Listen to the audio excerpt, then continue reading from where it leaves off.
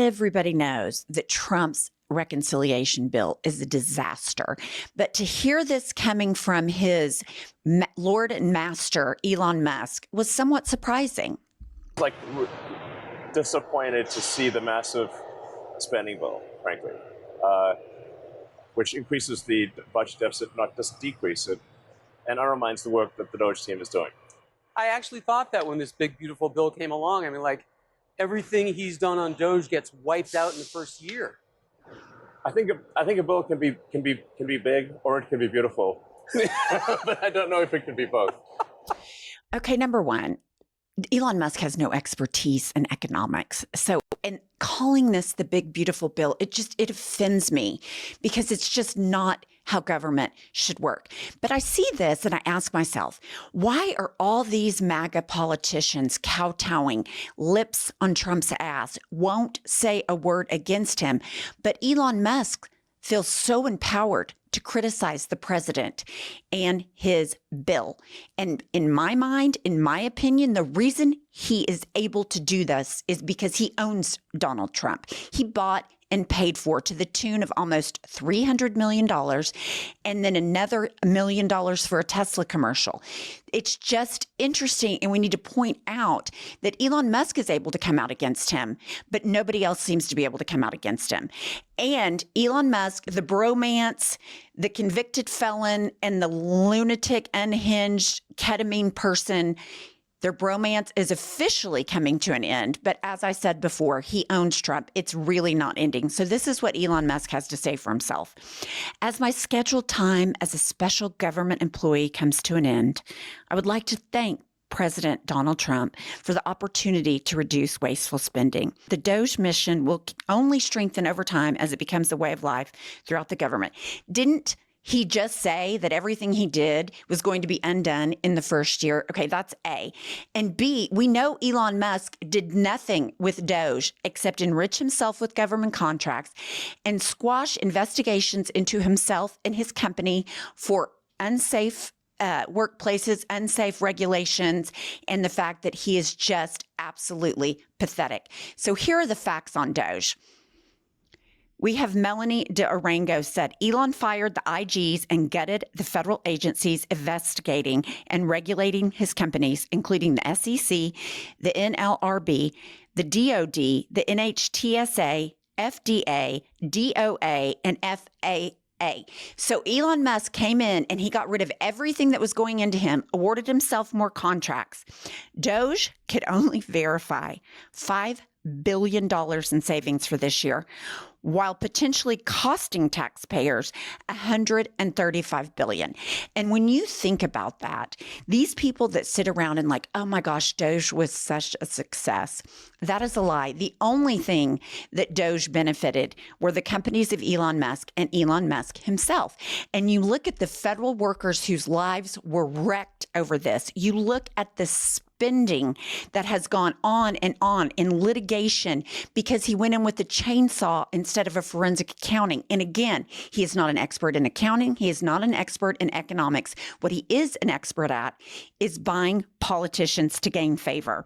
And then we hear from Marco Rubio, because I just want to remind everybody, China is not caving to Trump. They are not appeasing Trump. They are saying, kiss our ass. So now Trump is going after Chinese students here in the U.S. Marco Rubio posts, breaking.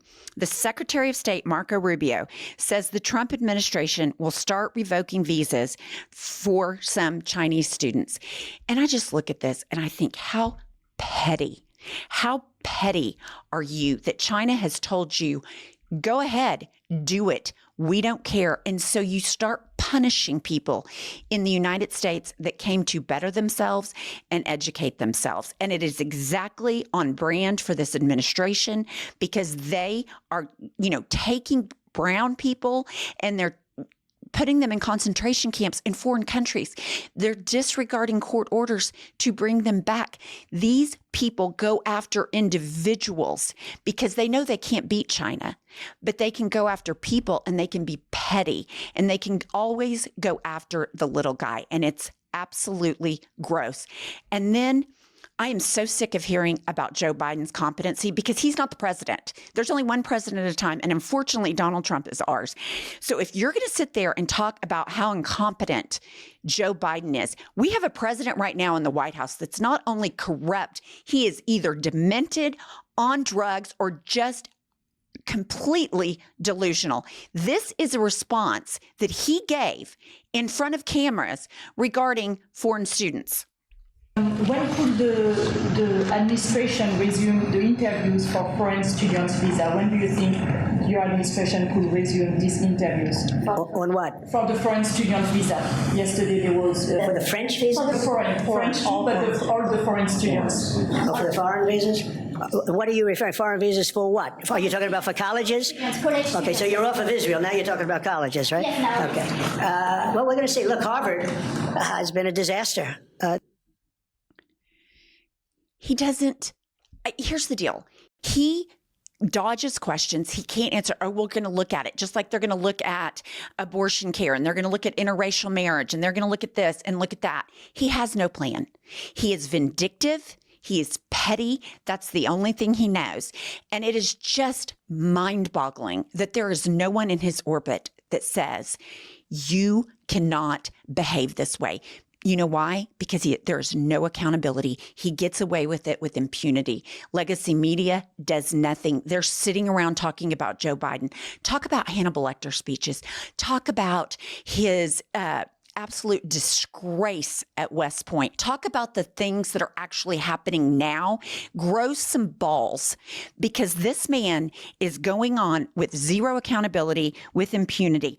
And as a result of this, tourism in the U.S. is down, which again, it doesn't affect Trump because Trump's making almost $1 billion a month off of the presidency of the United States. But it affects American citizens with small businesses that cater to tourism. Put up this slide from NBC News. Spending from foreign visitors to the U.S. is poised to fall by $8.5 billion this year, according to Oxford Economics. Who can blame them? They are sending people to concentration camps in violation of the law, the Constitution, and human rights. Who can blame people for not coming? And then when I have the opportunity to browbeat Kristi Noem and Caroline Leavitt, I'm never not going to take it. But Kristi Noem says the quiet part out loud. It would be easier to listen to her speeches if you were drunk. Here we go, her in Poland. Could have come here today and given you a speech that you would have said that was very nice, wonderful, and then go home and have some of your good Polish vodka and have a wonderful evening and enjoy. And say, oh, she maybe would have even been better had we had the vodka ahead of her speech. I mean, come on. I guess because she's not a dental hygienist uniform or a nurse's uniform or a cop uniform, that's better.